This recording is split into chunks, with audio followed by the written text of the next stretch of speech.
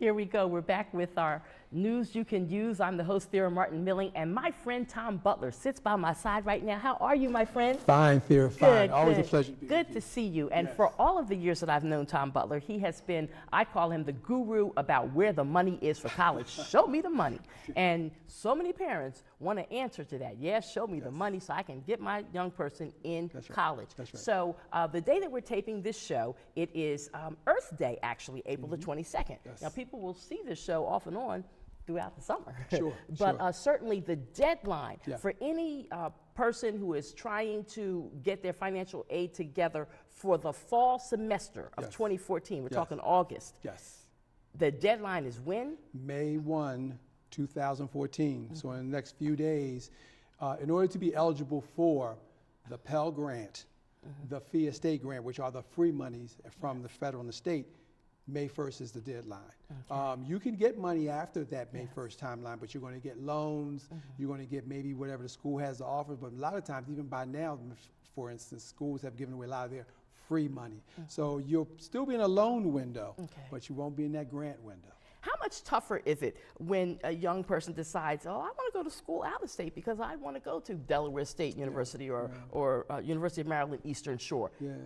Is there still some money for that? There's money, and what families need to understand is, first off, what types of schools they're applying to. So, for example, you mentioned Delaware State and Maryland Eastern Shore, University of Maryland Eastern Shore. They are state universities in Maryland, which means that their cost of tuition benefits a Maryland resident. Yes. If you are a Pennsylvania student, you go to a Pennsylvania state-owned university or a Pennsylvania state-related university like Temple, Lincoln University.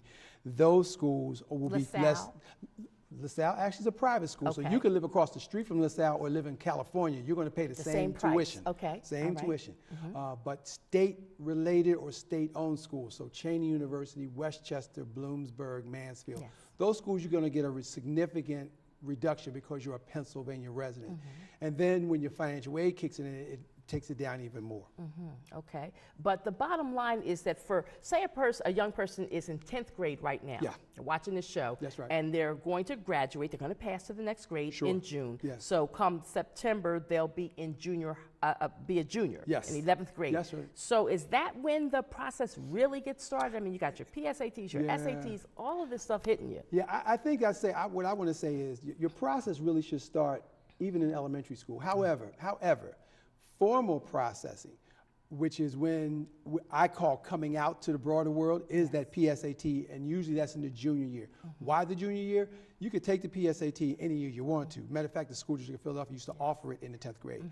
But the 11th grade is when you not only qualify for colleges and they're looking at your scores, but you also qualify for the National Merit Scholarship. So that's the 11th grade year is a pivotal year, and that's when like I said, you come out to the college world. They'll start looking at you for real and in earnest around that time. Okay. Now that whole application process for colleges, things like if you volunteered while you were still in high school, getting involved in extracurricular activities that are positive, all of that can help? All of that can help. One might think, and the most important thing colleges will look at are grades, and they'll look at all your final grades of your high school year, but they are going to also look at if they require standardized tests like a SAT or the ACT, they'll look at those. That won't be the only thing that'll cut you off or get you in.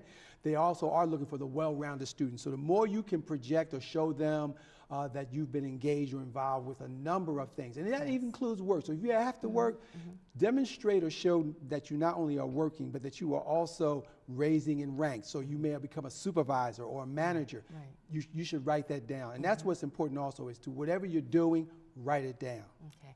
Do a lot of colleges still fall back on, we also want an essay from a prospective student?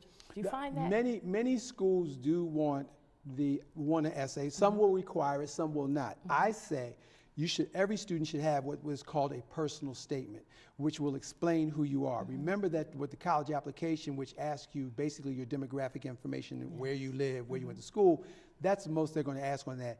Having something that speaks about you. So even in these days and times of technology, for example, put your cell phone up and start talking to your cell phone and videotape yourself. I mean, schools will accept that information now, but they still want to know key, most importantly, can you write? And that's why the essay is very important, whether they require it or not. Okay. So now, where can people find you these days if they want Tom Butler to come to a church or a school or a Concerned Black Men program or wherever to share your knowledge about this whole financial aid process? Where can they get in touch? Well, I have my own little company now. It's called ThomEducates, and that's spelled with a THOM, Educates. You can find my email is thomeducates@gmail.com. You can find me on Facebook, ThomEducates. You can find me on Twitter, ThomEducates.